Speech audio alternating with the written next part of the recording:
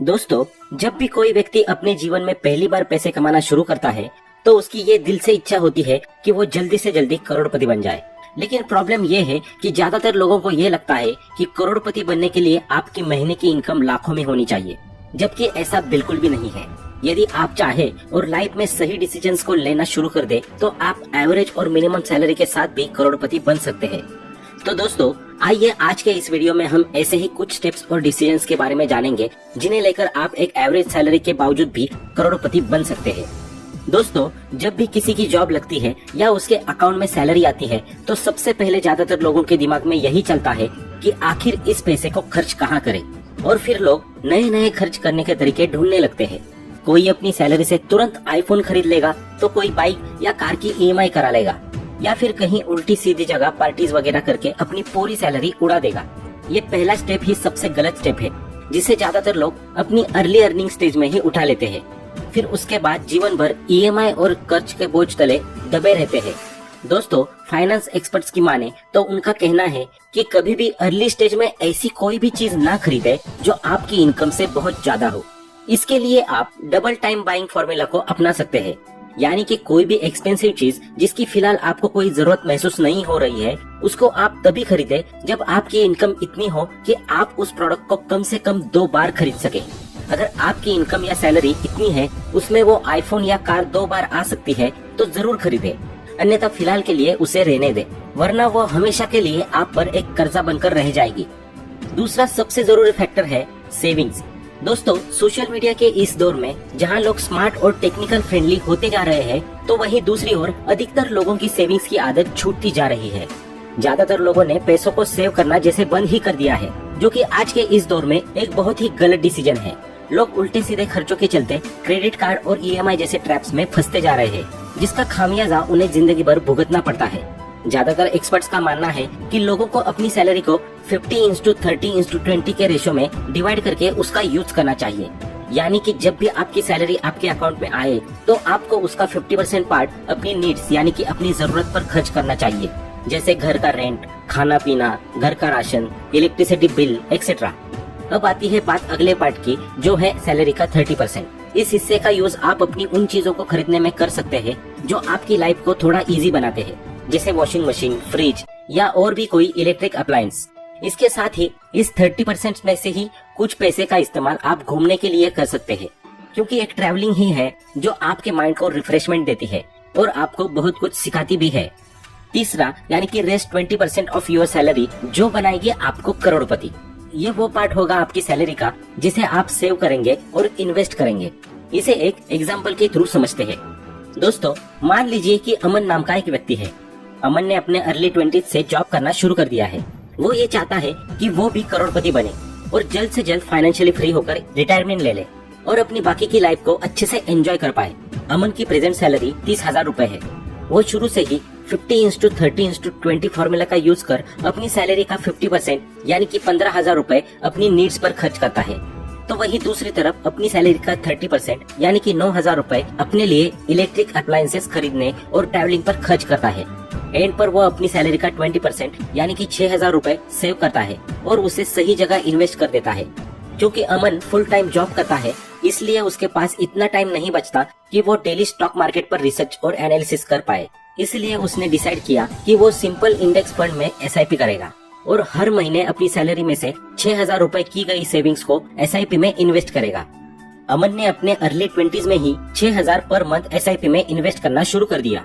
उसने ये इन्वेस्टमेंट अगले 30 साल तक रेगुलर किया, यानी कि 50 साल की उम्र तक अमन ने अपनी मात्र 30,000 रुपए की सैलरी से टोटल 21,60,000 रुपए इन्वेस्ट कर दिए, जिसके रिटर्न के रूप में 12% इंटरेस्ट रेट के हिसाब से उसे 30 साल बाद टोटल 2,11,79,483 रुपए प्राप्त हुए। यानी कि दोस्तों, कहने का मतलब सिर्फ इतना ही है कि सैलरी में से बचा हुआ एक छोटा सा अमाउंट भी आपको करोड़पति बना सकता है। बस आपको अच्छी तरह से इन्वेस्टमेंट करना आना चाहिए। अमन की तरह आप भी एसआईपी और कंपाउंडिंग के थ्रू अपनी सैलरी में से की गई सेविंग्स को इन्वेस्ट करके करोड़पति बन सकते हैं और फाइनेंशियली फ्री होकर अपना रिटायरमेंट प्लान कर सकते हैं। दोस्तों, एसआईपी क्या है और कंपाउंडिंग का मैजिक कैसे काम करता है, इस पर हमने अलग से वीडियो बनाई है। आपको वीडियो की लिंक डिस्क्रिप्शन बॉक्स और आई बटन में मिल जाएगी। और इन्वेस्टमेंट स्टार्ट करने के लिए फ्री में डीमैट अकाउंट ओपन करने की लिंक भी आपको डिस्क्रिप्शन बॉक्स और फर्स्ट कमेंट में मिल जाएगी। दोस्तों, आगे American finance expert Dave Ramsey कहते हैं कि ज्यादातर लोग कोई ना कोई जॉब जरूर करते हैं और इनके पास वेल्थ क्रिएट करने के लिए एक ही साधन है और वो है उनकी सैलरी। मगर सबसे बड़ी प्रॉब्लम ये है कि ज्यादातर सैलरीड पर्सन को अपनी सैलरी का सही से यूज करना नहीं आता। वे सालों साल जॉब करने के बाद और सैलरी लेने के बाद भी अपनी वेल्थ क्रिएट नहीं कर पाते हैं। इसका एक कारण ये भी है कि उनका अपनी सैलरी को लेकर ये सोचना कि इतनी सी सैलरी में कुछ नहीं हो सकता, जबकि इसका एक एग्जाम्पल हम अमन के रूप में देख चुके हैं, जिसने अपनी सैलरी से ही करोड़ों रुपए बनाए। बस इसके लिए आपको मनी का मैनेजमेंट आना बहुत जरूरी है। मनी मैनेजमेंट को समझने के लिए हम हांगकांग के जाने माने बिलियनियर्स ली का शिंग की बायोग्राफी के कुछ लेसन्स पर नजर डालेंगे। ली का शिंग एक ऐसे व्यक्ति है जिनका जन्म एक बहुत ही सामान्य से परिवार में हुआ था, लेकिन इसके बावजूद भी उन्होंने जीरो से बिलियनियर तक की यात्रा तय की। शिंग अपने बायोग्राफी में एक सैलरीड पर्सन से बिलियनियर बनने तक की अपनी जर्नी के बारे में बताते हुए कुछ सीक्रेट शेयर करते हैं, जिसके थ्रू वे अपने रीडर्स को ये एडवाइस देते हैं कि आपको अपनी सैलरी को 5 पार्ट्स में डिवाइड कर लेना चाहिए। इन 5 पार्ट्स में सबसे पहला पार्ट होगा लिविंग एक्सपेंसेस के लिए। शिंग का मानना है कि आपको अपनी इनकम का 30% हिस्सा अपने लिविंग एक्सपेंसेस पर खर्च करना चाहिए। वे कहते हैं कि यंग एज में हमें अपनी इनकम का उपयोग रहने और खाने में कम से कम करना चाहिए, ताकि हम अपना पैसा बचाकर उसका उपयोग हमें अपनी फ्यूचर को बिल्ड करने में कर सके। शिंग के अनुसार आपकी सैलरी का दूसरा हिस्सा होना चाहिए सेविंग एंड इन्वेस्टमेंट के लिए। शिंग कहते हैं कि करोड़पति या रिच बनने के लिए हमें अपनी इनकम का 25% पार्ट सेविंग और इन्वेस्टमेंट के लिए यूज करना चाहिए। इसके 2 फायदे होते हैं। पहला ये कि जैसे जैसे हमारे द्वारा इन्वेस्ट किए गए पैसे बढ़ेंगे, वैसे वैसे हमारा फ्यूचर फाइनेंशियली सिक्योर होता चला जाएगा। दूसरा, अगर आगे चलकर हमारा मन हुआ कि जॉब छोड़कर या जॉब के साथ कोई बिजनेस शुरू करना है, तो हम अपनी इन सेविंग्स का इस्तेमाल उसके लिए कर सकते हैं।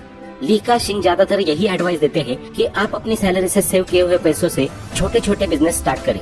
छोटे बिजनेस की सलाह वे इसलिए भी देते हैं क्योंकि अगर वो बिजनेस सक्सेसफुली रन करने लगा, तब तो आपको किसी मुसीबत का सामना नहीं करना पड़ेगा। लेकिन अगर कहीं वो बिजनेस फेल भी हो गया, तो फिर भी आपको बहुत ही कम लॉस झेलना पड़ेगा। इस लॉस के बाद आप उस स्थिति में रह पाएंगे जब आप फेल बिजनेस से लेसन लेकर जल्द ही अपना नया बिजनेस शुरू कर सकेंगे और उसे एक सक्सेसफुल बिजनेस बनाकर ढेर सारा पैसा बना पाएंगे। शिंग के अनुसार तीसरा पार्ट आता है नेटवर्किंग का। उनका मानना है कि व्यक्ति को अपनी सैलरी का 20% अमाउंट अपनी नेटवर्किंग पर खर्च करना चाहिए। वे कहते हैं कि हम अपने फ्यूचर में कितने सक्सेसफुल और रिच बनते हैं, ये इस पर डिपेंड करता है कि हमारे नेटवर्क यानी कि संपर्क में कौन कौन से और कैसे कैसे लोग हैं। आपका उठना बैठना खाना पीना कैसे लोगों के साथ है। इसलिए हमें हर महीने नए नए लोगों के साथ मिलना जुलना चाहिए, जिससे आपका नेटवर्क दिन प्रतिदिन एक्सपांड हो सके। हमें हर महीने ऐसे लोगों को लंच या डिनर पर ले जाना चाहिए जो हमसे ज्यादा सक्सेसफुल है या फिर रिलेटेड फील्ड में हमसे ज्यादा नॉलेज रखते हैं। इस तरह हमारा नेटवर्क बढ़ता ही चला जाएगा और उसमें ऐसे लोग होंगे जो अपने काम में ब्रिलियंट है और सक्सेसफुल है। इन्हीं लोगों से हमें ये भी पता चलेगा कि आखिर सक्सेसफुल और अमीर बनने का क्या राज है और कौन कौन से स्टेप्स लेना बहुत जरूरी है। इसके अलावा जब आप प्रॉब्लम या लॉस में भी होंगे, तो ये लोग आपको फाइनेंशियली और मॉरली दोनों तरीके से सपोर्ट कर पाएंगे। नेक्स्ट, शिंग अपनी इनकम का चौथा पार्ट लर्निंग पर खर्च करने की सलाह देते हैं। उनका मानना है कि प्रत्येक व्यक्ति को अपने अर्निंग का 15% अपनी लर्निंग के लिए यूज करना चाहिए। वे कहते हैं कि पैसे का सबसे सही यूज होता है अपनी स्किल और नॉलेज को बढ़ाना। इसके लिए बुक्स पढ़े, अच्छे अच्छे लोगों के सेमिनार्स और वर्कशॉप्स का हिस्सा बने। ऐसा करने से होगा ये कि आपकी लर्निंग दिन प्रतिदिन जितनी बढ़ती जाएगी, आपकी अर्निंग में भी उतना ही इजाफा होता चला जाएगा। इसके अलावा आप अपनी इस लर्निंग का इस्तेमाल नए नए लोगों को इन्फ्लुएंस करने के लिए भी कर सकते हैं। ली का शिंग अपनी इनकम का आखिरी यानी कि 5वां पार्ट ट्रैवलिंग पर खर्च करने की एडवाइस देते हैं। उनका मानना है कि हर व्यक्ति को अपनी इनकम का कम से कम 10% पार्ट ट्रैवलिंग पर खर्च करना चाहिए। ट्रैवलिंग एक बहुत ही ज्यादा यूजफुल चीज है। ऐसा इसलिए क्योंकि अगर हमें अपने काम में 100% देना है, तो बीच बीच में जब भी हम बोर हो जाते हैं, तब हमें रिफ्रेशमेंट की जरूरत पड़ती है। और शिंग के अकॉर्डिंग ट्रैवलिंग से बढ़िया कोई भी रिफ्रेशमेंट नहीं है। ट्रैवलिंग हमें रिचार्ज करती है और साथ ही नए नए एक्सपीरियंसेस भी कराती है।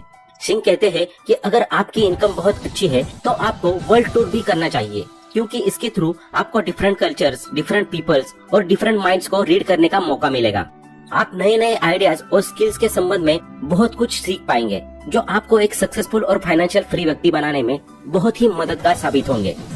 दोस्तों, इस तरह ली का शिंग अपनी बायोग्राफी के थ्रू हमें अपनी सैलरी को 30:25:20:15:10 के रेशो में डिवाइड करने की सलाह देते हैं, जिसमें 30% लिविंग पर, 25% सेविंग्स एंड इन्वेस्टमेंट पर, 20% नेटवर्किंग पर, 15% लर्निंग पर और 10% ट्रैवलिंग पर।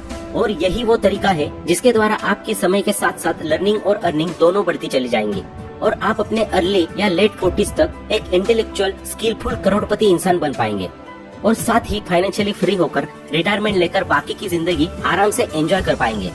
ली का-शिंग अपनी बायोग्राफी में इन सब के साथ साथ ये भी एडवाइस देते हैं कि मनी मैनेजमेंट के साथ साथ हमें इस बात पर भी जरूर गौर करना चाहिए कि हम अपनी इनकम को कैसे टाइम के साथ ग्रो कर सकते हैं।